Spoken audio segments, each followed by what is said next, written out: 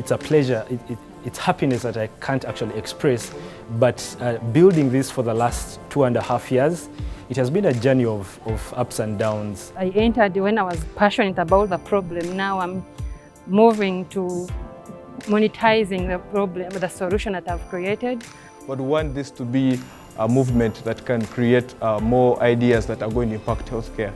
It does not matter if we, as a startup, you achieve certain goals. Everyone talks about startups doing this and raise this much money or do that kind of stuff.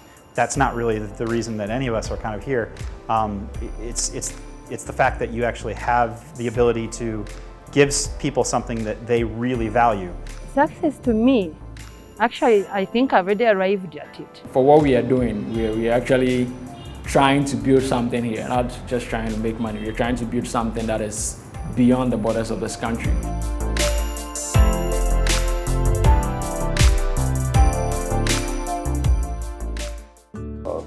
Medicine. Cameras rolling, and action.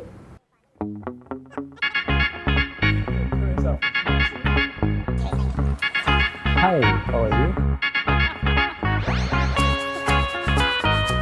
I did want to say that, I'm sorry, Senegalese jollof is the best. My name is Hilda Simwe. Digital Health Access connects health service providers and professionals to patients through a mobile phone.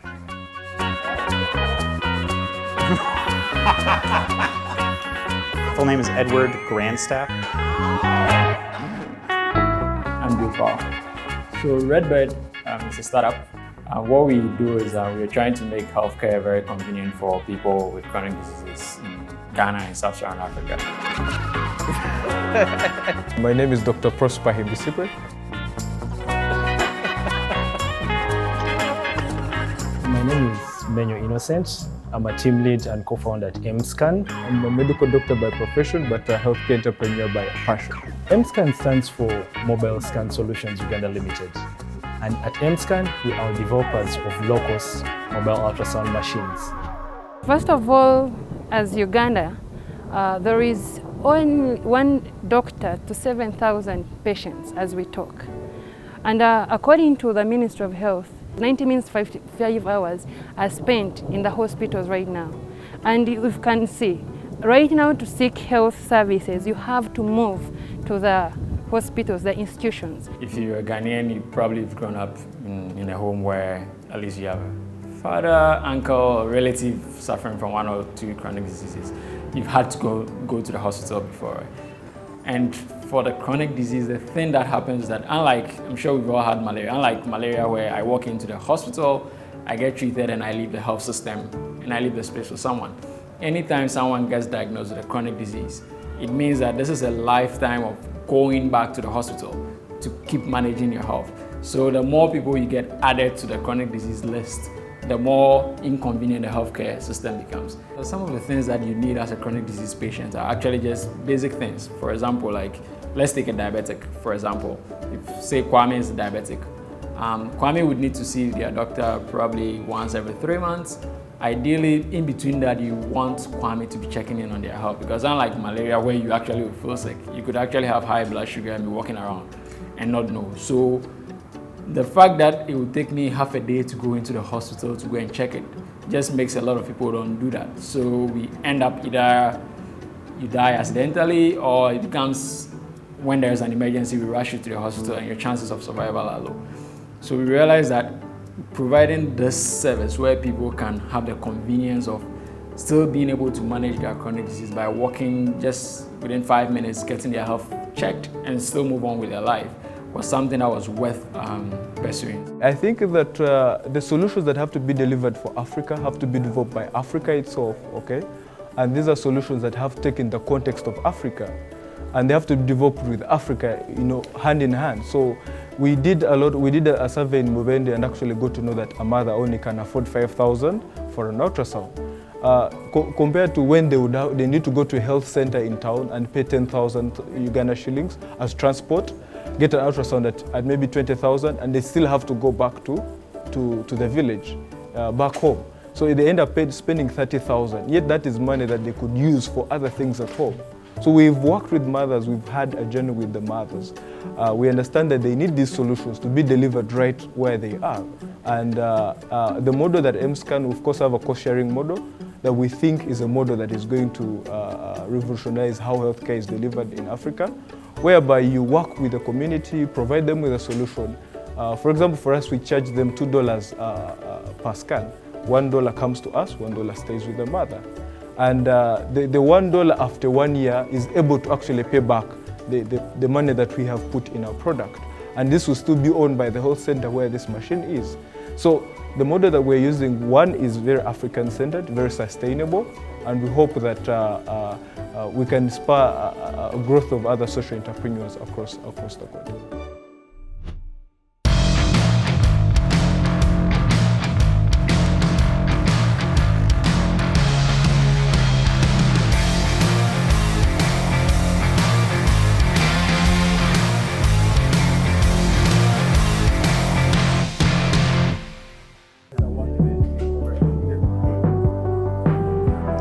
MScan stands for Mobile Scan Solutions Uganda Limited. We are developers of low-cost mobile ultrasound machines. The machines can work on laptops, tablets, and mobile phones. And with this, we are able to do ultrasound even in the low resource setting. The idea came about when we were posted up country in the low resource settings.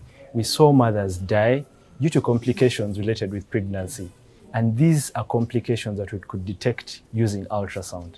However, the facilities could not afford ultrasound scans because the machines are very expensive, they are power intense, and they are sophisticated to use. So when we came back from these facilities, the low resource settings, we sat down as a team of 4, brainstormed and came up with the idea of MScan to be able to manufacture and develop low portable ultrasound devices for use in the low resource settings. By the World Health Organization, a pregnant mother is supposed to get a minimum of 3 ultrasound scans. But the case in Uganda is these mothers don't actually even get 1 ultrasound scan. And it has implicated onto the progress of pregnancy and how it comes out. We have scanned over 412 mothers in the last 2 years with our probes in the medical camps that we've done. And we've detected 41 complications. So these are mothers that have been referred early in time for surgical and medical intervention, and we've saved these lives. We moved from just an idea to actually an actual product that's able to work on mothers. So that took us a lot of through the trenches and challenges, and as we're going through that, we're growing as people. So we're getting to meet new people. We met some barriers that we had to overcome. So for me, it brings joy to see that there's a mother out there who's receiving an ultrasound courtesy of MScan.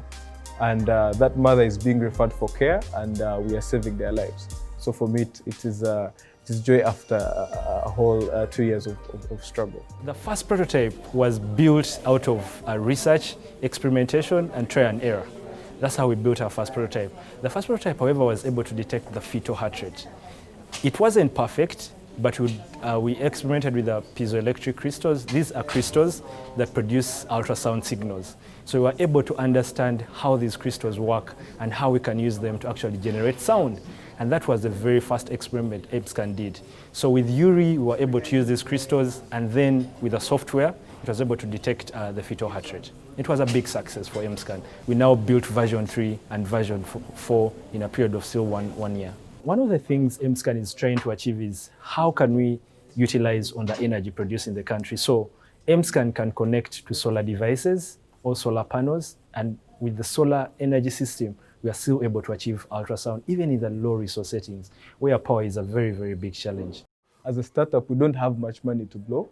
So if we think through our strategy, and we're in a lean startup methodology. So my worry is if we're going to compete with the likes of the big companies, and we're going to compete for the same market, or to be doing the same strategy to compete against them, it worries me a lot in that you know how the sharks beat. It's never easy.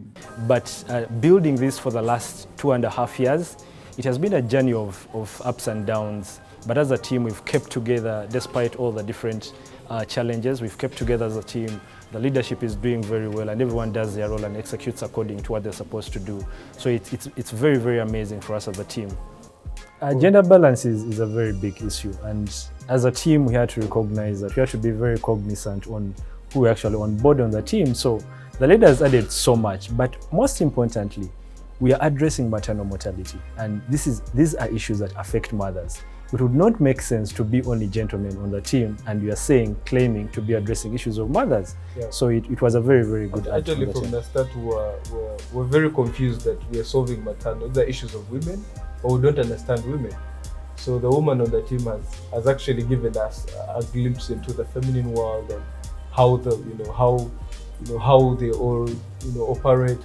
So she's given us, and actually interacting with some of these mothers, we've had to learn from her, and it has enabled us to perform quite better at reaching mothers and getting to know their expectations and building something for them. Like I said, MScan, we are not just traders of portable ultrasound machines, we are also big on social impact. One of the things we want to do is, the legacy we want to leave is impact mothers. To me, even one mother dying because of complications in pregnancy, it's very, very hurting. And imagine it's your sister, it's your cousin. It's a big shame to see that someone actually loses life while giving life. So to us as a team, that's a core value, and that's a legacy we really want to leave. We also want to make money, absolutely. Yes, and one of the biggest things is we want to scale the idea of MScan from just Uganda to Kenya to the rest of the parts of Africa.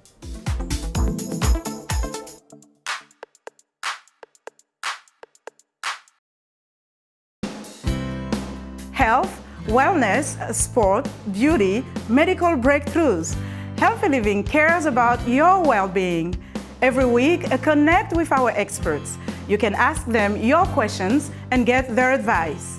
Join me, Lina Humudu, in Washington on Healthy Living, your new health program, right here on Voice of America.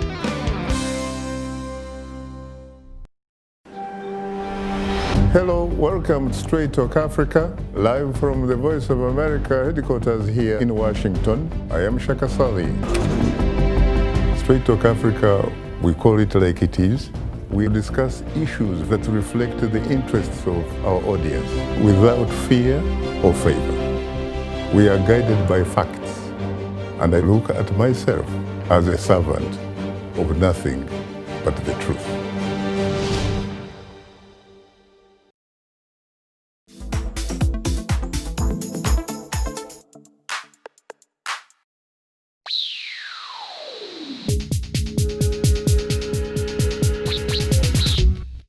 My name is Hilda Simwe.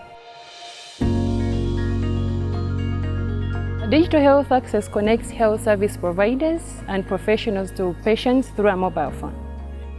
What patients have to do is go on the app, check for any doctor they want to talk to, and consult or book an appointment. I actually started it in 2013 because of my mother. My mother developed a rare disease, started swelling all over the body. So we went to see a doctor, but the doctor gave us some painkillers, but the lady was really in pain. The whole night she was groaning. I searched the whole of Google, but I couldn't get anything.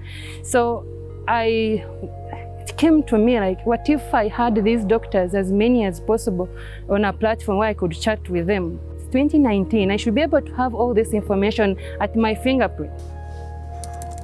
I woke up one morning and I quit my job. And I got a developer who I sat with in his house for the next 48 hours until the website was up. So that's how I started Digital Health Access. For a unit like mine, which is a specialist unit, it's not a general unit, it's not like people walk in all the time. We want Cornerstone to be seen over the whole country. And you're a small unit, you can't go everywhere, you don't have that money to advertise across so many, and even in our sector in Uganda, health is not advertised. We can't advertise ourselves. Then there's this digital health access, which comes in that we can link patients to the specialists, and that means also it brings in the issue of trust, that maybe the patients trust digital health access to do all the due diligence on the facility, on the specialist, so that when the patient goes through digital health access, he knows I'm going to get value for money, I'm going to really see someone who is a specialist and not a crook and what. So because of that, I really liked the idea. So that's how we ended up teaming with Digital Health Access. Young people have a challenge, they fear hospitals. It's very hard to see a teenager just walking, and sometimes they suffer with these diseases and they don't know whom to talk to.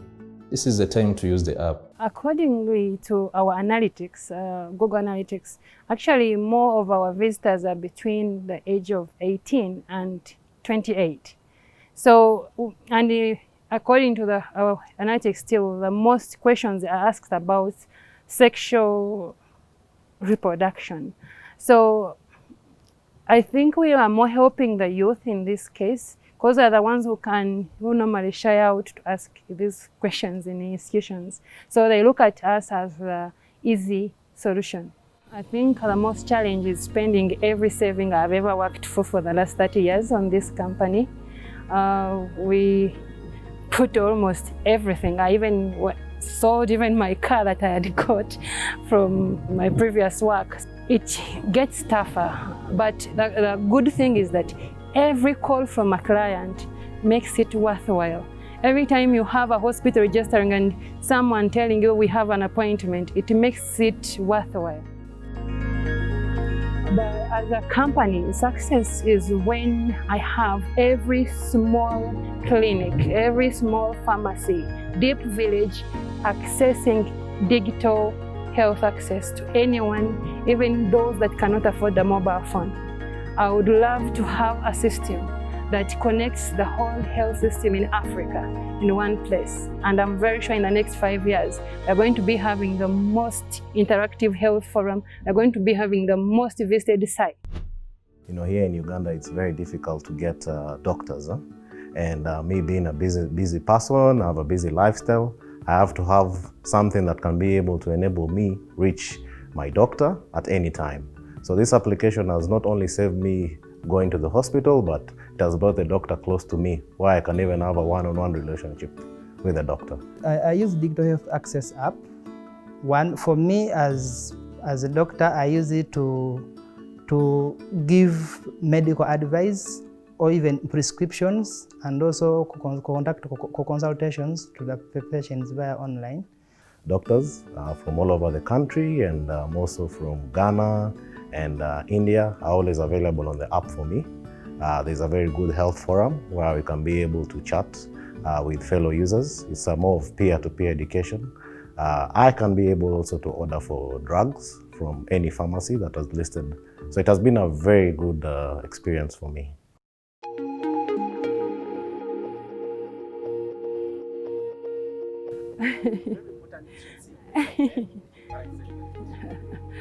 The hardest decision I made is to fire my 7 salespeople. The next day I came back to office and I was all alone. It came back to the same way I'd started. When I fired them, I didn't want it, but I had to, because I couldn't pay them anymore. It was the hardest. Actually, I was even thinking of taking a loan so that I can keep them on the team, but one great man said a company can never be run on a loan. I had to move at least like the next month, 3-4 months, until the landlord had to lock me out of my own office, where I spent almost 10,000 to brand. So now I'm working on the streets. So I have to meet these people in hotels, move around, lie to them that we have an issue. But all in all, this is mitigating it. It has actually made me stronger. Push, like I have moved from, like since morning I've moved from, I think like 3 investors. I've never been more passionate about this business like it is after they have locked me out. Actually, like this lady does not know what she's doing when she was closing me out. I was like, I'm going to be the most important person in the next 3 years. And I may even buy this building one day. I know it is not easy, but vision never dies.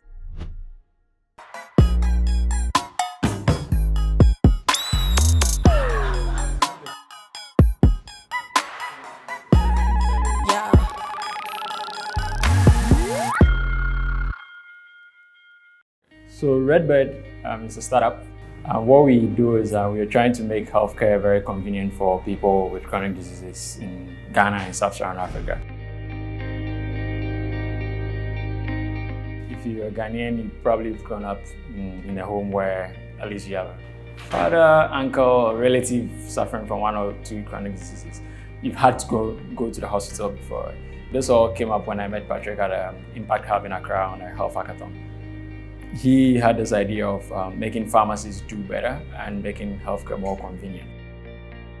When we actually wanted to pilot this, I think it was in December 2017. So we chose 2 pharmacies that we wanted to pilot in. So we went in and at that point, it was just myself and Patrick, and we were doing the training for the pharmacy staff.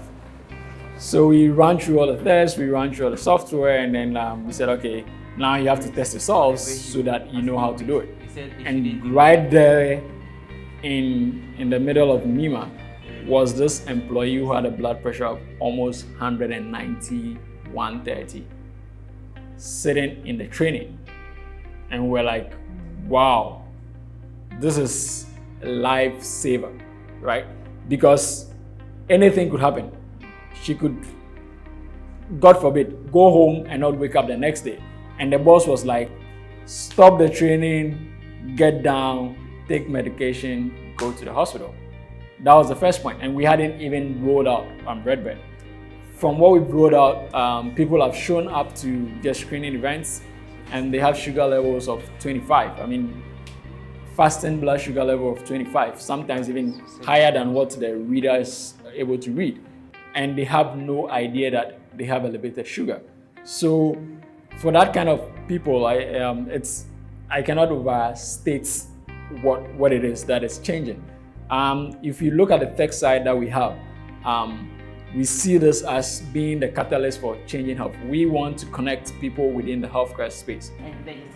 So in short, Redbird is working with community pharmacies that you see around you. You walk into the community pharmacies, and anyone with a chronic disease, you're able to walk in and have your health status checked. Even if you want to just screen, it makes it more convenient instead of spending, say, a day in the hospital.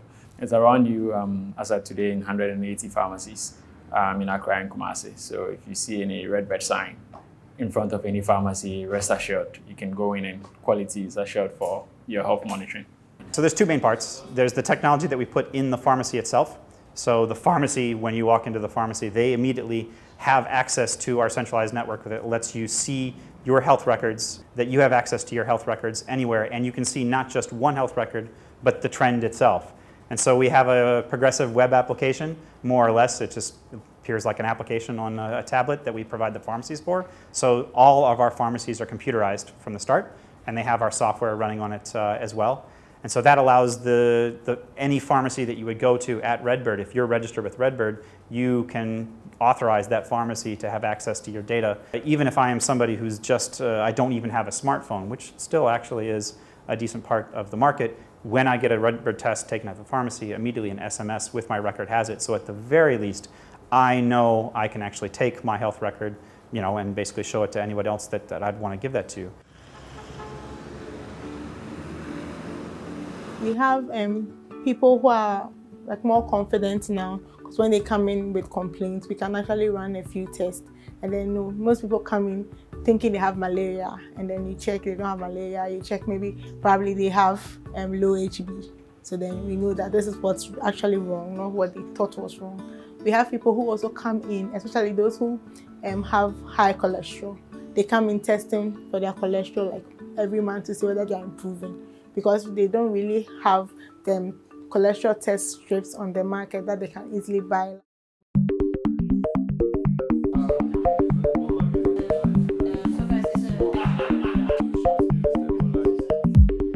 First of all, as a startup, right out of the gate is funding, right? We love this. We love the spot we are in. A lot of this depends on growth, right? So, and growth needs capital. We have outstanding metrics compared to our colleagues that we've met in the Silicon Valley, Alchemist Accelerator, and all that. But being down here, that's a double layer. So what do you see as success Down here, it's not.